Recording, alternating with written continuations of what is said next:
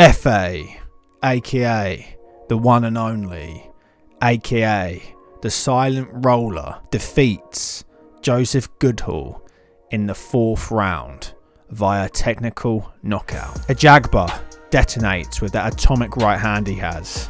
He follows it up with a sweet left hook, and then he just goes to town with a flurry of hooks, and the referee jumps in and saves Goodall for another day. I have to say, it was one-way traffic from Ajagba. He completely destroyed Goodall.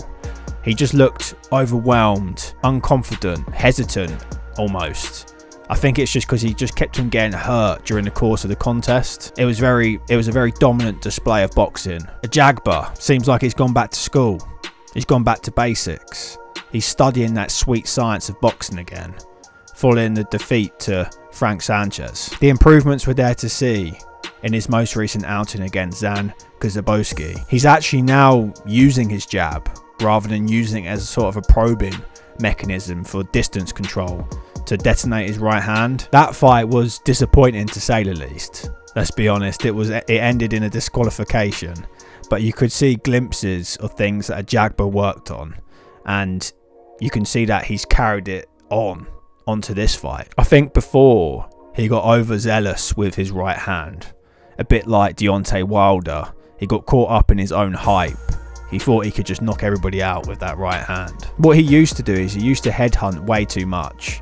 Now he's really varying up that jab to head and body, and the results are there to see. He's stopping people far earlier, and he's not looking for that one shot. Against boxers that can box, move around a bit, counter, that sort of tactic won't work. So I'm glad to see that he's implementing that jab.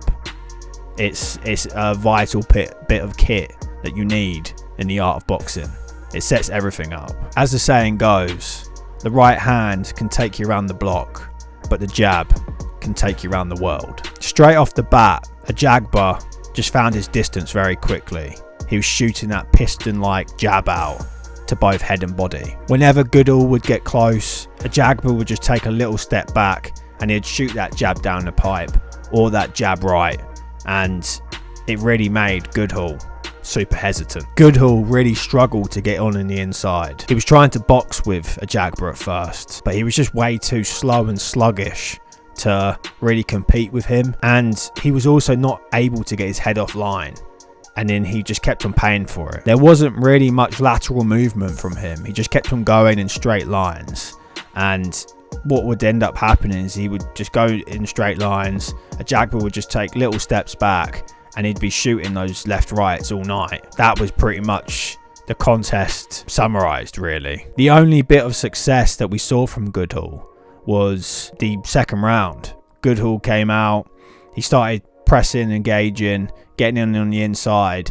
He shot a good left right in the middle of the ring, kind of stumbled Ajagba back towards the ropes, and then he followed it up again. That was pretty much all we saw from Goodall, I'm afraid. The rest of the contest, Ajagba just kept him at distance, kept on shooting that jab out, and in the 3rd round, we then started seeing varying up shots. Ajagba going for that uppercut, and then that really did buzz and hurt Goodall. You could just see that he wasn't the same man in rounds 1 and 2. His legs started getting a little bit shaky, and that's when you could tell the contest was quickly going to be over. The only chance Goodall really had was for Goodall to get on the chest, but Ajagba's reach is crazy insane.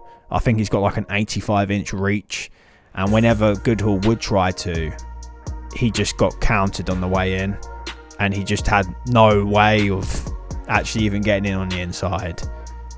Ajagba just negated that and just shut it all down. The 4th round comes along, and then Ajagba just hits him with a beautiful straight right.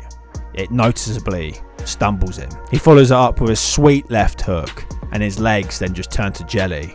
He looks to survive. He starts backing off against the ropes. Ajagba, after that main course, that beautiful right straight and left hook, then follows up for dessert. He comes in, bowling in with a flurry of hooks. Goodall just looks like completely out on his feet. The referee jumps in, and he sees Goodall as no fit state to continue. He stops the fight. Overall, it was a really good win for Ajagba. Goodall was a really good amateur, And I actually believe that Goodall beat Ajagba back in the amateurs. So Ajagba really put on a dominant display of boxing and completely dominated and redeemed himself. He got that redemption. I think for Goodall, he should still fight on. He should probably go down a level, have a few more fights down there, and then just go again. As for Ajagba, I wouldn't mind seeing him with Sanchez again. Get that rematch on. It was a really good first fight. I'd love to see a second fight. And with these improvements, could it potentially go a different way? Sanchez is a very good boxer. Ajagba does struggle with movers.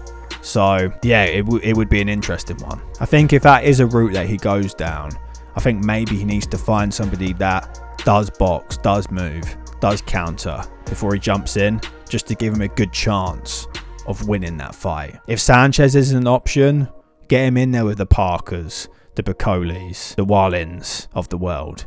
Someone in the top 15. Just get him in there with somebody good. We need big heavyweight fights from now on, especially as the heavyweight division is kind of held up by Usyk and Fury at this point. I think if Ajagba can follow up on those improvements, get that defense that is a little bit leaky, fine-tuned a bit more, I think he's a problem for most heavyweights, and I think he is a good contender for this division, and I'm excited to see where he goes from here. He's improved a lot. He's got some good wins behind him, but for me, I think I would definitely like to see him in that Sanchez rematch again. That would be the fight I would like to see. But anyway, I really hope that you enjoyed this video. If you did, please make sure to drop a like, subscribe and comment, and I'll see you in the next one. Bash!